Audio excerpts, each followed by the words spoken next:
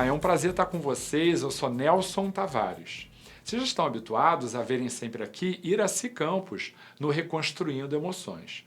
Pois bem, durante alguns programas nós vamos ficar juntos, porque Iracy estava precisando de férias e vai dar um tempinho para poder descansar.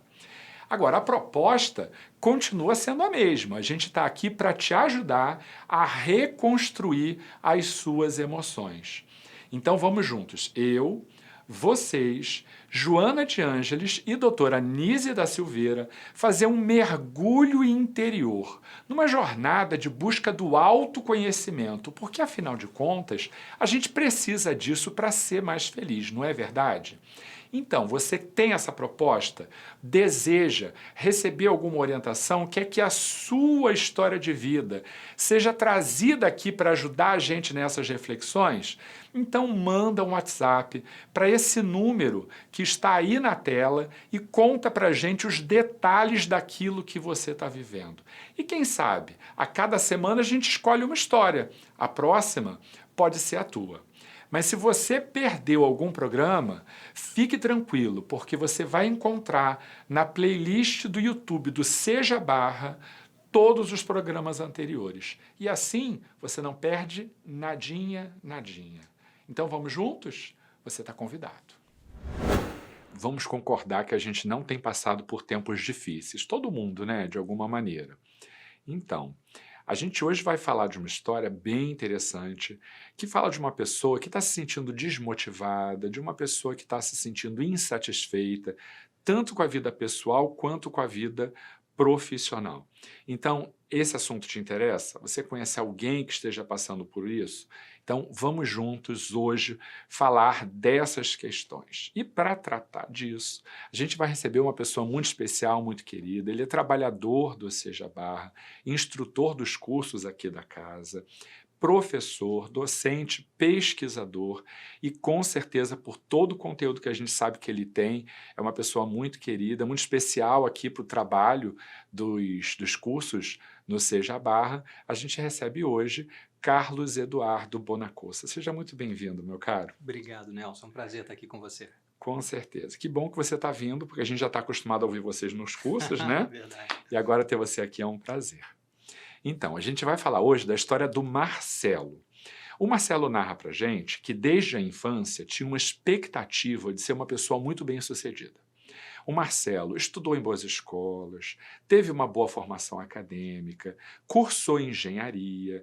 Ele narra que tem uma série de cursos que fez, inclusive fora do Brasil, e ele sempre nutriu dentro de si aquela expectativa de que ele seria feliz, bem-sucedido profissionalmente, e ótimo, né? A família endossava sempre isso, sempre muito elogiado pelos pais.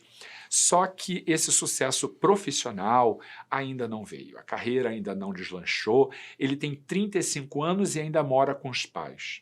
Todo esse contexto traz para ele uma certa insatisfação. E não sei se vocês sabem que às vezes a gente se sente um pouco amarrado, sabe quando uma coisa impede a outra, que impede a outra?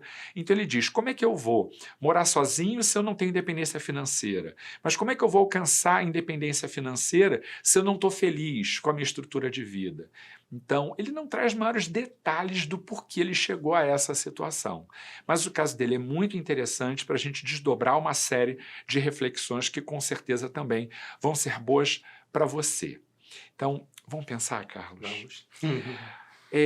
Na raiz da discussão do Marcelo tem a questão da insatisfação, não é isso? Sim, sim. Tem a questão da insatisfação e ao que parece, né, uma sensação de incompletude dele, né? Apesar, como você descreveu, de ser um indivíduo bem formado, né? Teve todas as condições de chegar no mercado de trabalho, qualificado, parece que o Marcelo ele não consegue se fixar no emprego, né? Então, e ele, de certa forma, ele sempre alega que ele é incompreendido, né, que ele não é valorizado, que ele não é reconhecido profissionalmente, né? Perfeito.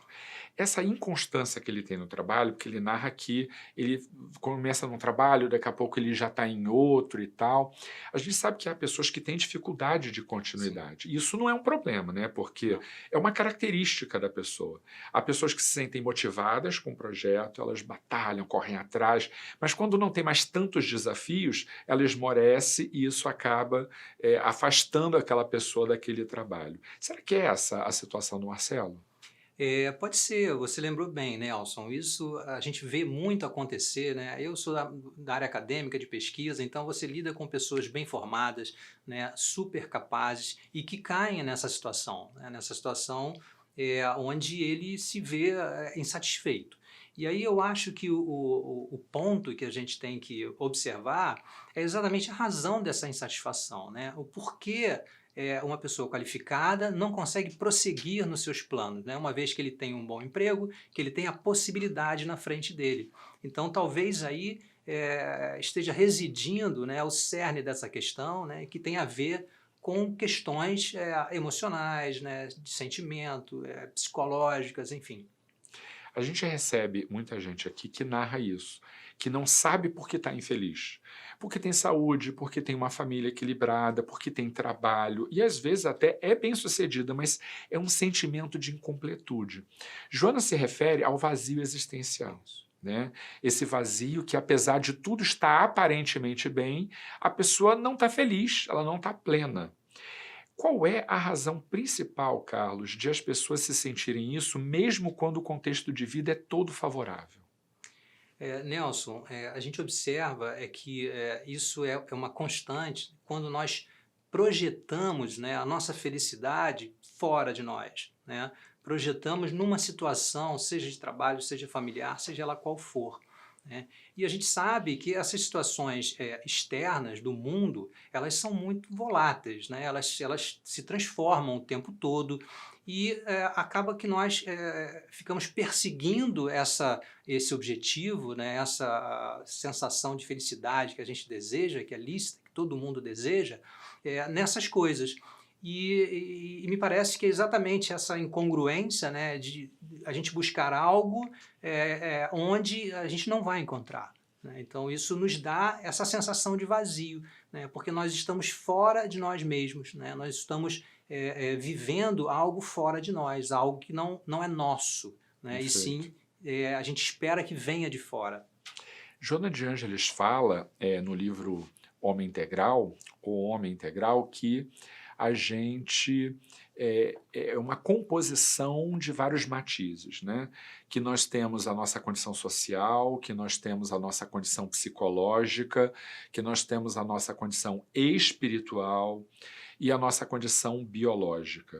Eu acho que um pouco a soma de tudo isso é que faz com que a gente sinta essa condição de plenitude. Para dizer diferente, quando você está, às vezes, socialmente bem, bem no trabalho, bem com família, está bem biologicamente, eu estou com saúde, mas o elemento psicológico está desequilibrado, ou o elemento espiritual, porque esse vazio também pode ser a falta de objetivos mais abstratos, de objetivos mais etéreos também, né? Quer dizer, materialmente está tudo bem, mas a pessoa espiritualmente sente que a vida não tem sentido, não tem uma meta.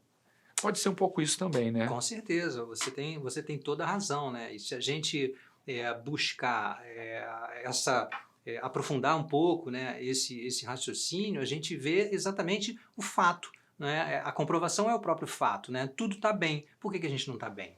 Então tem algum elemento nessa equação que está faltando, né? E que nós sabemos, Joana descreve isso na obra dela, que é exatamente a necessidade de ser transcendental, né? A necessidade de olhar para aquilo que não é visível, né? Que é um sentimento maior, algo que vai de fato nos preencher, né? Vai começar a nos dar uma segurança em que a gente vai poder navegar, né, por todas essas variações do mundo de uma forma mais tranquila, né, sem ser impactado, né, por essas alterações, né, pela abastança, pela saúde, pela doença, enfim, por tudo que a nossa realidade se apresenta, né, na nossa vida. É claro que elogiar é bom, sempre bom, né? E particularmente filho, eu sempre defendi que a gente tem que elogiar, a gente tem que reconhecer as qualidades, a gente tem que ser sempre um elemento motivador de quem está em torno da gente.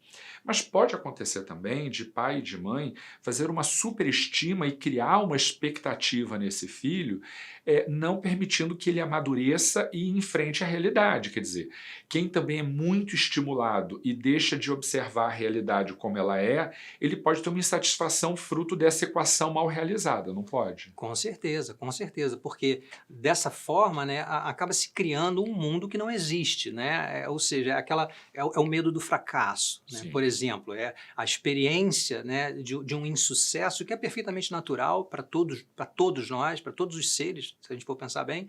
E a gente não consegue lidar com isso, porque a gente viveu num ambiente onde só havia a recompensa, o estímulo, o sucesso. Então, hoje em dia, certamente nós vemos muitos adultos, jovens adultos, com dificuldades em encarar o insucesso, né? Exatamente por quê? Porque ele deposita toda a sua felicidade no sucesso constante, né, que ele vivenciou na família, como você bem disse. falta tolerância para a diversidade, né? Isso, exatamente. Tolerância para a diversidade, o que a gente pode estender, né, a tolerância para as diferenças, né, a diversidade. Se a gente comparar, né, com um momento em que a gente tem tudo, né, é uma diferença. Então a gente não consegue lidar com as diferenças. A gente deseja sempre algo constante e que sempre nos dê aquele estímulo que nos foi dado pela família, né, como você disse. Perfeito. Quando o indivíduo reconhece, do ponto de vista espiritual, que ele nasceu para crescer, para evoluir, para aperfeiçoar, a adversidade ela tem natureza de estímulo. Sim. Né? Tanto que Joana ela dificilmente usa a palavra problema, ela prefere usar desafio. Porque a ideia de desafio conduz a gente para a concepção de que tudo que é adverso nos faz crescer, e isso é bom. Eu acho que o Marcelo não está percebendo desse jeito, né? Não, ele não está percebendo e talvez ele esteja exatamente transferindo essa tomada de consciência, né? Esse conhecimento desse mecanismo que Joana explica muito bem, que são as nossas provas, né? Os nossos testes, os desafios, como ela diz, como um motivador do crescimento. Então, ele transfere essa responsabilidade de entendimento para o mundo.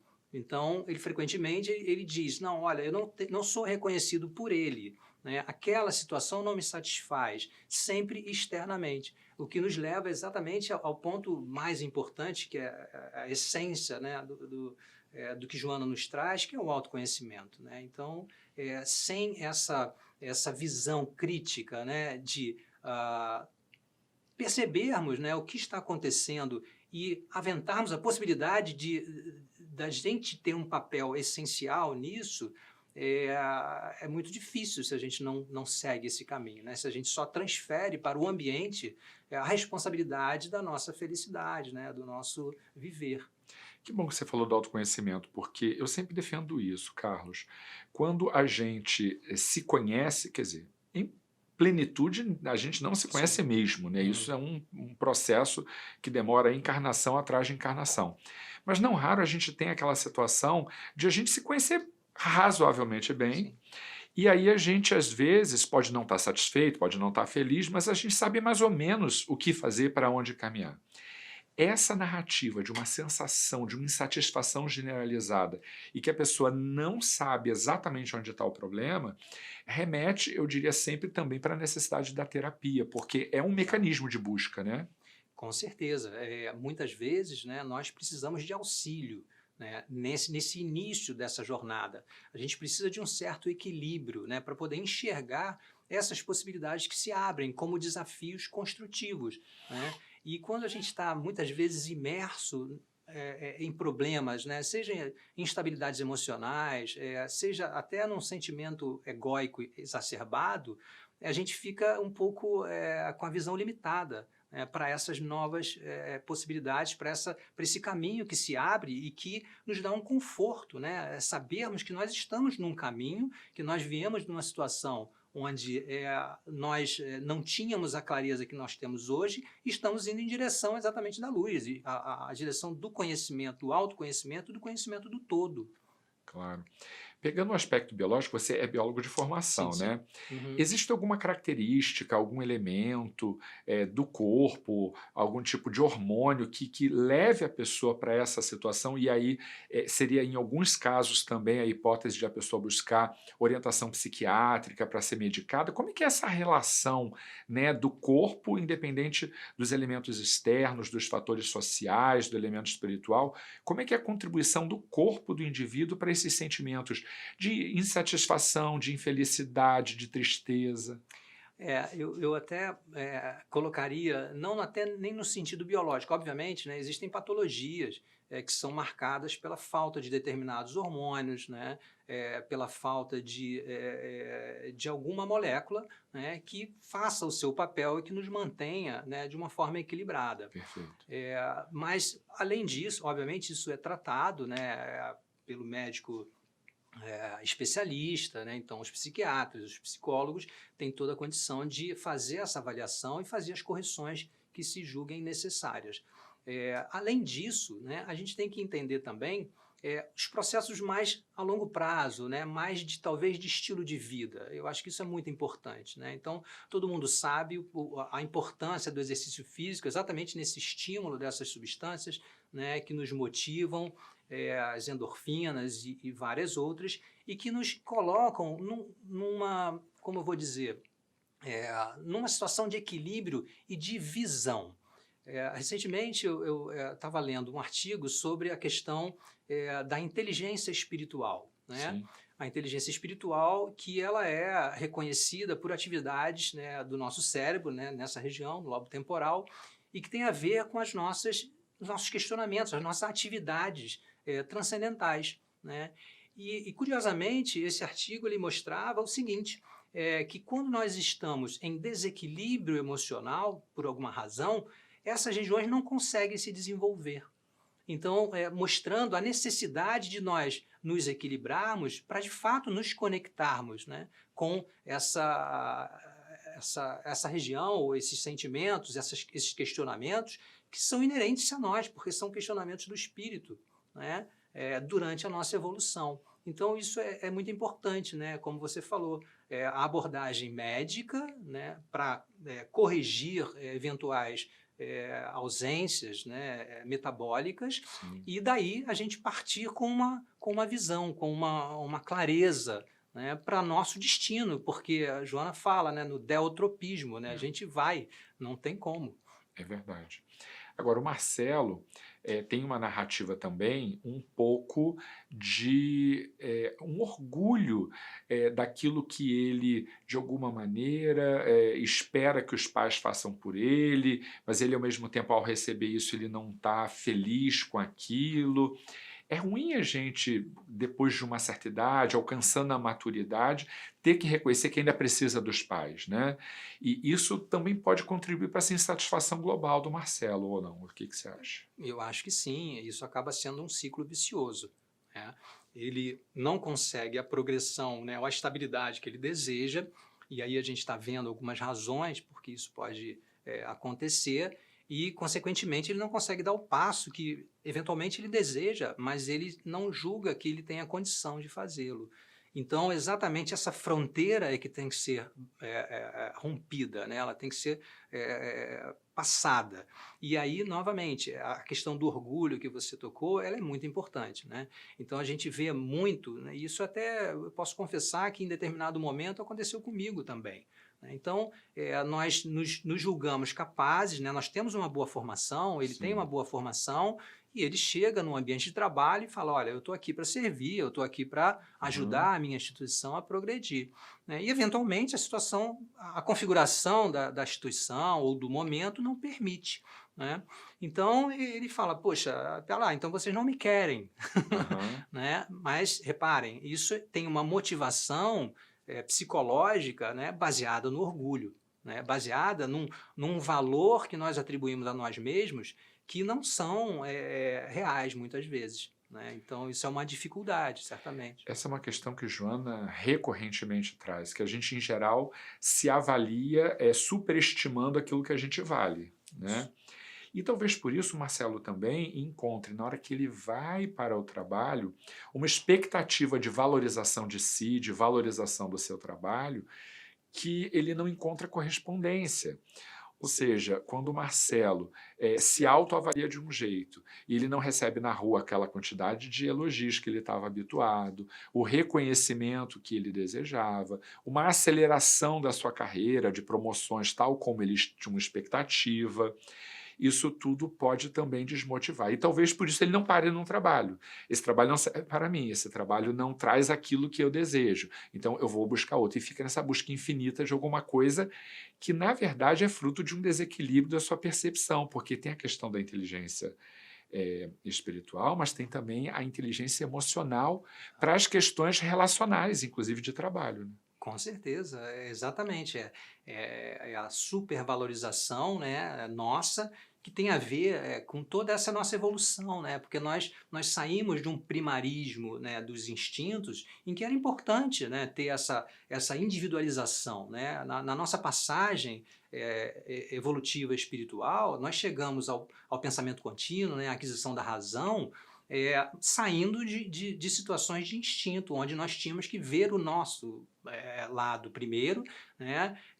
E além da gente precisar ver o mundo de uma forma, sob forma de um indivíduo, para se questionar. Então esse processo natural do egoísmo, em que ele é muito presente, a gente passa por uma fase onde a gente tem que sublimar isso, né? A gente tem que entender esse papel, mas não permitir que esse ego, né, que esse sentimento de individualidade se sobreponha ao todo, né? Se sobreponha àquilo que Joana fala, né, caracteriza muito bem, do nosso ser essencial, do nosso self.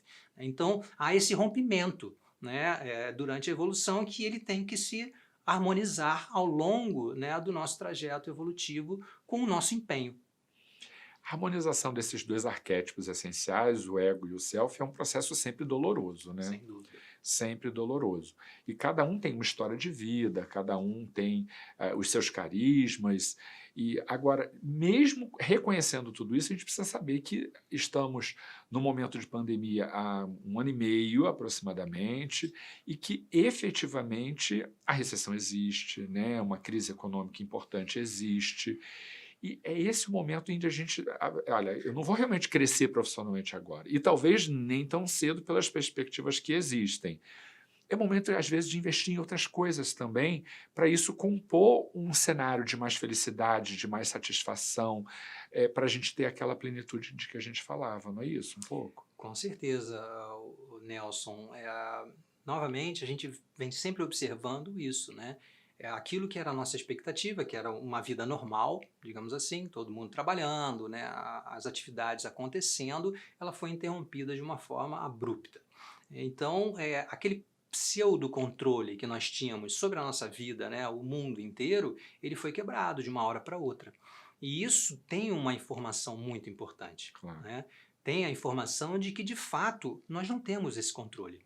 Né? E se nós depositamos a nossa felicidade nesse controle, nós temos um problema a resolver. Né? Esse problema a resolver, voltando a Joana, ele está dentro de nós. Né? Ele está exatamente na oportunidade que nós tivemos durante essa pandemia de olhar para dentro de nós. Né? Nós nos fomos colocados sozinhos, nós fomos colocados num contato muito permanente com os nossos espelhos familiares, né, onde a gente se vê muito mais, e isso mostrou a grande dificuldade que Joana nos ensina, né, é de olhar para aquilo que ainda temos que transformar.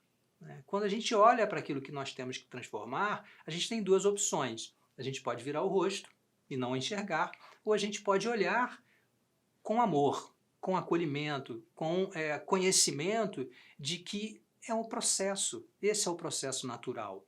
Não nos sentirmos culpados por isso, e sim olhar dessa forma amorosa e através do autoconhecimento, através da busca, né, de como esse mecanismo funciona, nos esclarecermos. Então a doutrina espírita é uma maravilha, é um consolador.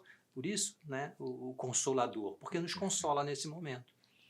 Quando a gente observa que uma pessoa tem dificuldade de enfrentar essas adversidades, uma das causas que eu identifico, eu vou até fazer uma abordagem diferente.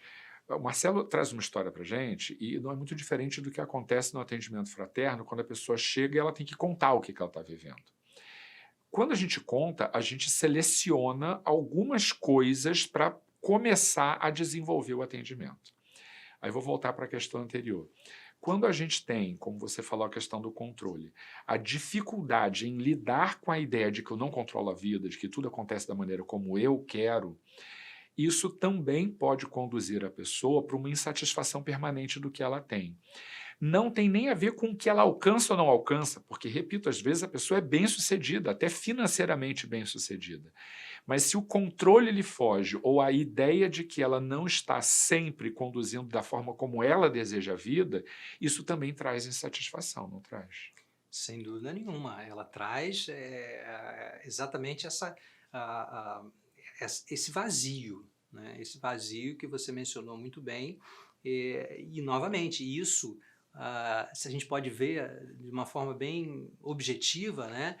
Como um estímulo também, né? Sentir-se incomodado é um estímulo à mudança, não é verdade? Então, se nós estamos confortáveis, né, o tempo todo, nós raramente nos motivamos a uma mudança, nos motivamos a um passo, ou nos motivamos a olhar para o lado, olhar para o outro, né? Nós ficamos sempre no mesmo trilho. Então, a sabedoria divina, ela nos chacoalha com o próprio vazio, né? Desde que nós tenhamos a vontade, né, de nos movimentar, de perceber esse estímulo, né, e nos movimentarmos de alguma forma. E essa mesma bondade divina coloca os caminhos na nossa frente, desde que nós tenhamos essa disposição, tenhamos esse movimento.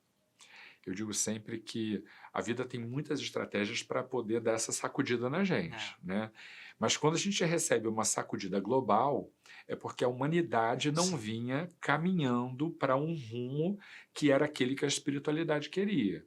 Porque nenhum movimento desse tamanho, dessa envergadura, que não é a primeira vez, a humanidade já viveu processos semelhantes, mas com a qualidade de informação, com a rapidez de informação que a gente tem, isso é mais ou menos recente.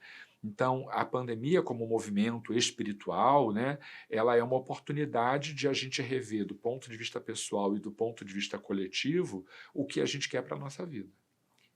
Exatamente, isso é crucial. E essa é a mensagem, né? Nós conseguimos reconhecer isso, reconhecer o estado em que a humanidade se encontra, né, de dificuldades muito grandes, em função exatamente dessa postura de um egoísmo exacerbado, né, de olhar só para si. Então, se nós observarmos, por exemplo, a relação entre nações, a gente tem conflitos, a gente tem cisões, né, a gente dificilmente a gente consegue ver a falta de cooperatividade entre as nações. Então, as questões atuais, né, de distribuição, por exemplo, de vacinas e tal, a gente está enfrentando isso. E é um grande desafio, né? No nosso ponto de vista pessoal, nós vemos aqui na casa, nas atividades do Instituto Mãos Unidas, a enorme necessidade de famílias que simplesmente por conta do medo da transmissão do vírus, perderam seus empregos. E não tem como, não tem de onde tirar, né? Então, esse movimento levantou uma necessidade de solidariedade, né? de uma ação solidária muito forte, que é a cura exatamente para esse nosso sentimento de eu muito exagerado. Toda vez que o Divaldo busca terapêutica para o indivíduo que se sente perdido, porque assim, se a pessoa tem um problema de saúde e ela busca o tratamento espiritual, ela tem um foco naquilo. Mas o indivíduo que procura a casa espírita com o vazio existencial, ele não sabe o que busca, né? E aí o Divaldo costuma sempre recomendar que a pessoa faça trabalho voluntário. O trabalho voluntário, no mesmo movimento, nos ajuda a perceber que a nossa vida não é tão ruim quanto a gente pensava, porque eu tenho contato com a pobreza, eu tenho contato com a dificuldade mais essencial, e, de outro lado, a gente tem a oportunidade de ocupar essa vida com esse sentido de alguma coisa que não é material. O trabalho voluntário em pessoas com o perfil, por exemplo, do Marcelo, que é acadêmico, que tem boa formação, que vem de uma família estável do ponto de vista ali, ele não narra conflitos familiares, né?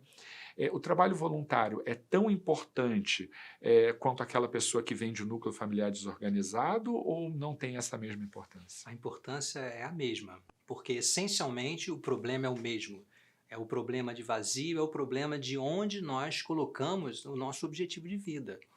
Então, como o Divaldo comenta e como a gente, por experiência própria, né, percebe, surpreendentemente, uma atitude solidária, né, o trabalho voluntário, em qualquer nível, não necessariamente com pessoas muito carentes. Por exemplo, a casa aqui, ela oferece trabalhos voluntários durante o seu funcionamento, né, para a própria comunidade do SEJA. Mas isso nos coloca em contato exatamente com ações opostas à nossa supervalorização.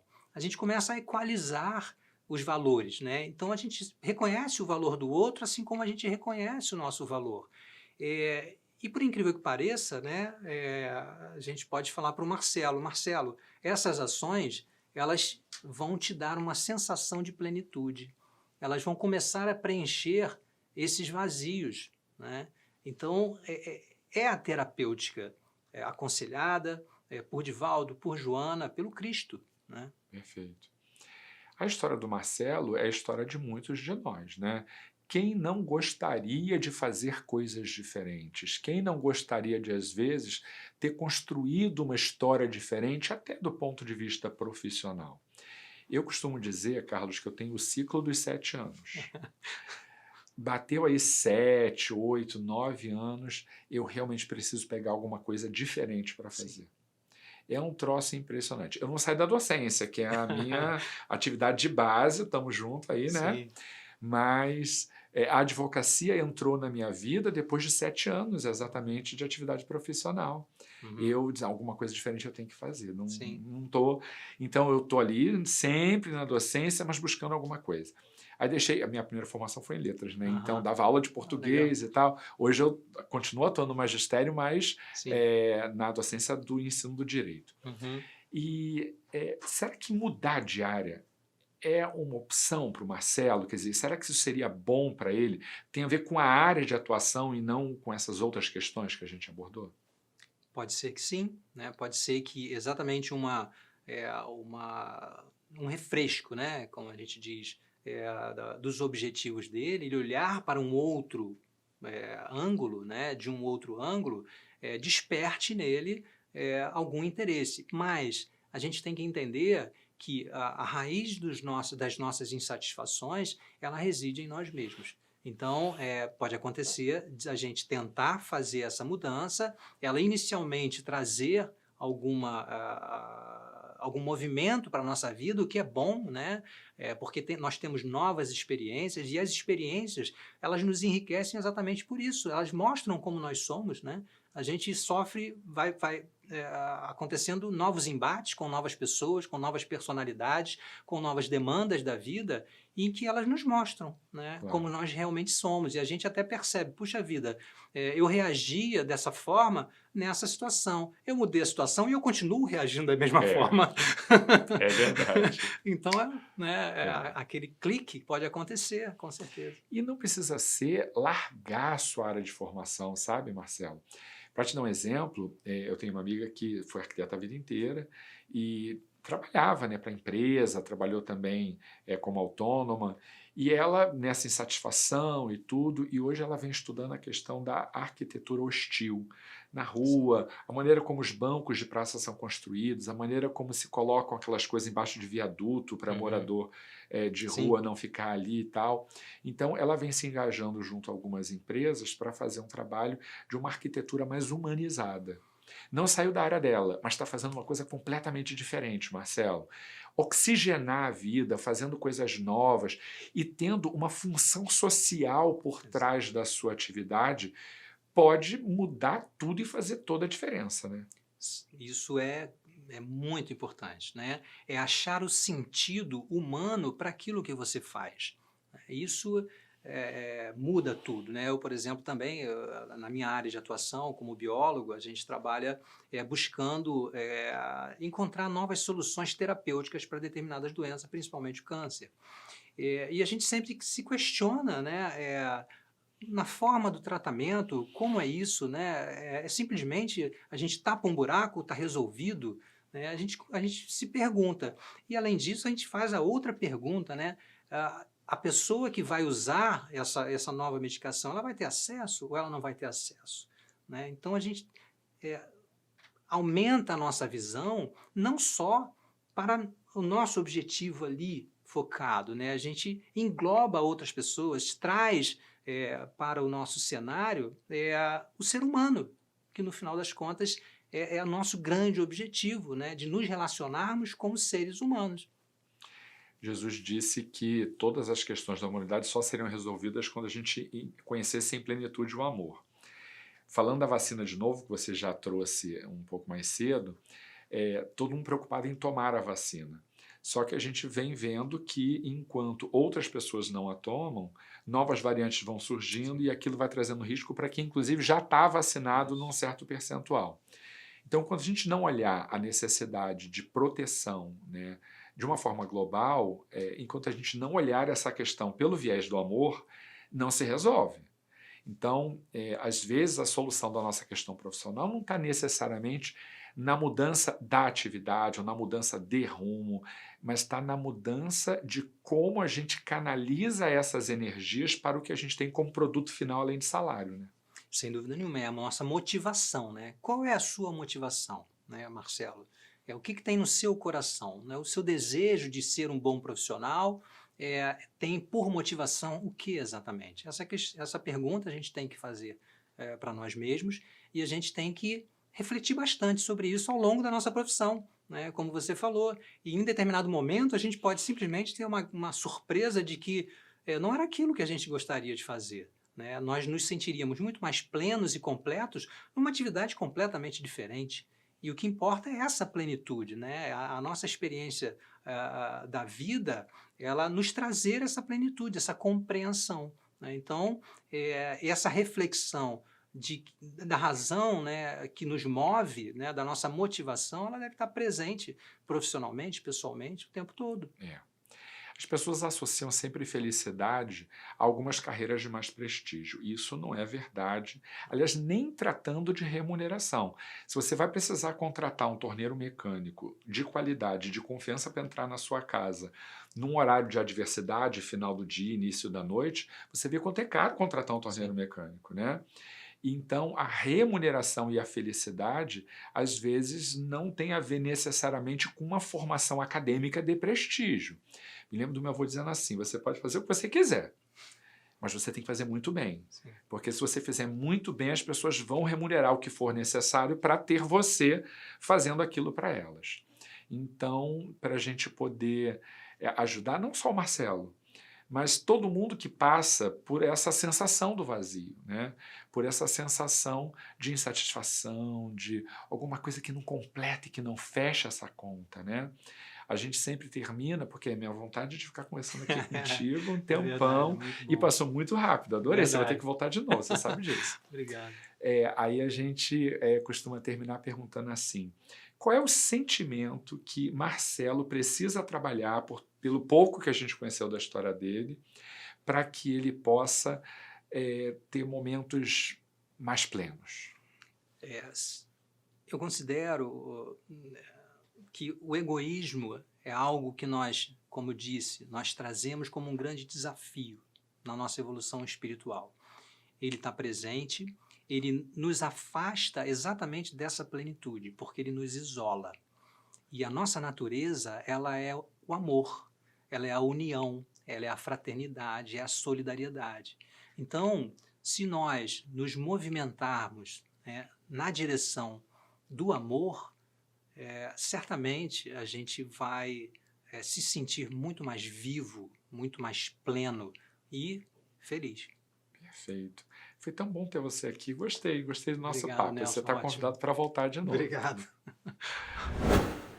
Que conversa gostosa essa com o Carlos, né? Foi muito interessante, eu gostei demais. Espero que vocês tenham gostado também. Mas vamos agora saber o que a doutora Nise da Silveira tem a dizer para a gente sobre essa questão que a gente discutiu hoje. No livro Reconstruindo Emoções, a doutora Nise da Silveira diz o seguinte: o ser humano atravessa inúmeros estágios que proporcionam o seu amadurecimento. O relacionamento na sociedade torna-se um meio importante, pois a partir deste ponto começa a enfrentar as imposições externas. Percebe então que a sociedade não está disposta a satisfazer todas as suas vontades, como também não aceita a sua conduta, que existem regras, normas e leis que devem ser cumpridas, como também há limites e precisam ser respeitados. O que a gente observa então? A doutora Nise está lembrando que a busca do autoconhecimento é marcada pela compreensão bem clara de que a gente necessita sempre fazer uma certa conciliação. Se vocês perceberam, o caso que a gente discutiu hoje do Marcelo mostra o quanto ele, de alguma maneira, tem tudo no seu redor, na sua vida, com seus parentes, no seu trabalho, mais ou menos organizado, nada muito fora da maioria, daquilo que a maioria das pessoas vivem, não é? Mas mesmo assim, ele não se encontra satisfeito. E por quê? A doutora Nise disse: percebe que a sociedade não está disposta a satisfazer todas as suas vontades. Percebeu como o Carlos tratou a questão do orgulho e do egoísmo? A gente pode estar, do ponto de vista exterior, bem, a gente pode estar com saúde, mas quando a gente percebe que a vida não nos entrega tudo aquilo que a gente achava que deveria receber, isso cria uma certa incompatibilidade que gera o vazio existencial. Diante de tudo isso, a gente percebe o quanto é importante a gente se ajustar. Não é se ajustar ao que o fulano ou ao que o beltrano querem, mas é o que a vida espera da gente. A vida, do ponto de vista dos valores, do ponto de vista do conhecimento, do crescimento pessoal, não quer muito da gente a não ser que a gente tenha resignação e resiliência diante das dificuldades, a capacidade de amar aqueles que passam pelas nossas vidas, porque apesar de algumas pessoas trazerem dor, é muito importante a gente entender que são também essas pessoas portadoras de dificuldade, portadoras também elas de sofrimento. E diante dessa realidade, que é uma realidade de todo mundo, não há quem passe por esse mundo sem enfrentar desafios. Se a gente reconhece que o outro é portador de melhores crescimentos para a gente começa a entender que dá sim para ajustar com colegas de trabalho, com parentes, tudo o que é necessário para que a vida transcorra com alegria e tranquilidade. No momento em que a gente percebe isso, a gente fica um pouco mais dócil diante das adversidades. E quem é que não quer ser feliz? Todo mundo deseja ser feliz. Mas quando a gente não encontra o que a gente quer, a gente fica frustrado. O egoísmo nos coloca numa condição de quem deve apenas e sempre receber. E não é isso, definitivamente, que vai permitir que a gente seja feliz, porque ninguém consegue isso. Espero que o programa de hoje tenha ajudado você a perceber que não é porque a gente não tem tudo que a gente deseja que a gente não pode ser feliz. A gente pode sim ser feliz, porque o nosso objetivo continua sendo reconstruir as suas emoções. Então a gente convida vocês para mais uma vez, na semana que vem, continuarmos reconstruindo as nossas emoções. Eu, vocês, Joana de Ângeles e doutora Nise da Silveira. Semana que vem temos mais uma história emocionante para tratar e eu tenho certeza de que vocês vão gostar. Assistam sempre ao programa na TV Mundo Maior, mas também, se vocês perderem, excepcionalmente vocês vão encontrar lá no YouTube, no playlist do Seja Barra. A gente aguarda vocês. Um grande abraço e até a próxima.